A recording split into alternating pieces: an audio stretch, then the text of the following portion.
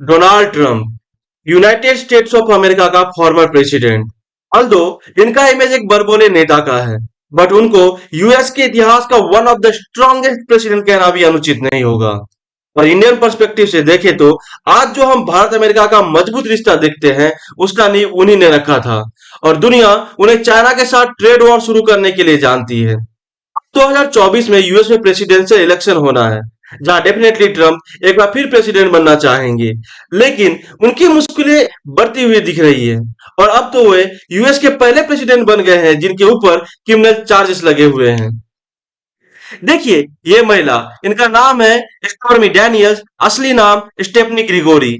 ये एक अडल्ट फिल्मों में काम करने वाली एक्ट्रेस है। To be very frank, a porn star. वर्ष 2016 में जब यूएस में प्रेसिडेंशियल इलेक्शन का प्रचार चल रहा था और ट्रंप इलेक्शन कैंपेनिंग कर रहे थे, तब स्टॉर्मी डैनियल्स ने ट्रंप से कहा कि मेरे साथ जो तुम्हारा रिश्ता रहा है उसे मैं मीडिया को बता दूंगी। वे बात कर रही थी वर्ष 2006 के रिश्ते के बारे में। इससे ट्रंप का इज्जत पर दाग लग सकता था। इसलिए डोनाल्ड ट्रंप के कहने पर उनके वकील माइकल कोहेन ने स्टॉर्मी डैनियल्स को $1,30,000 का पेमेंट किया अपना मुंह बंद रखने के लिए। इसलिए हर न्यूज आर्टिकल में आप लोग एक नाम पढ़ रहे होंगे, हश मनी। देखिए, जिसका मतलब होता है कि किसी को भी अपना राज छुपाए रखने के लिए दिया गया धन। और तो चुप रखने के लिए दिया गया धन, to be particular hush money देना कोई अपराध नहीं है। लेकिन ये पैसा ट्रंप ने अपने इलेक्शन कैंपेनिंग के फंड से दिए थे, जो इन्होंने जनता से इकट्ठा किए थे।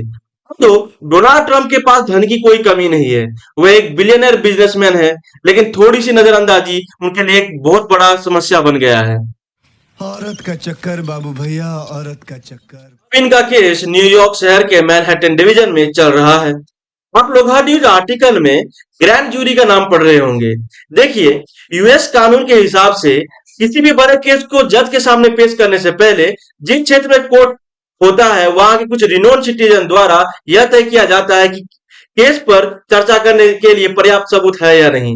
और तब उनके द्वारा फैसला सुनाए जाने पर जज के सामने अपराधी को पेश किया जाता है। लेकिन ये जो ग्रुप और होता है ना रिनोन सिटीजन का, इसे कहते हैं ग्रैंड ज्यूरी। अब ट्रंप या तो खुद को सरेंडर कर देंगे या फिर उन्हें अरेस्ट कर लिया जाएगा। तब वे जज के सामने पेश होंगे। जज उन्हें बेल ग्रांट कर सकते हैं। अगर उन्हें जेल भी हो जाती है, तब भी वे 2024 का इलेक्शन जो है कंटेस्ट कर सकते हैं। यहां तक कि वो जेल के अंदर से भी कंटेस्ट कर सकते हैं, क्योंकि वहां रिप्रेजेंटेटिव ऑफ पीपल्स एक्ट जैसा कोई कानून नहीं है, जिसकी वजह से राहुल गांधी की लोकसभा की सदस्यता भारत में चली गई है। लेकिन यूएस के कानून में एक और चीज है, वो है पार्डन।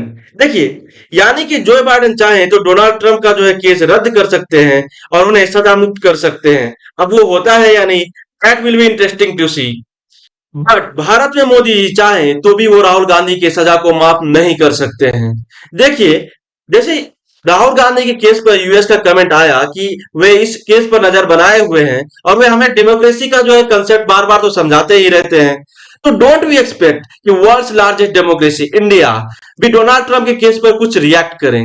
क्या है आप लोगों का ओपिनियन, प्लीज कमेंट करके बताएं।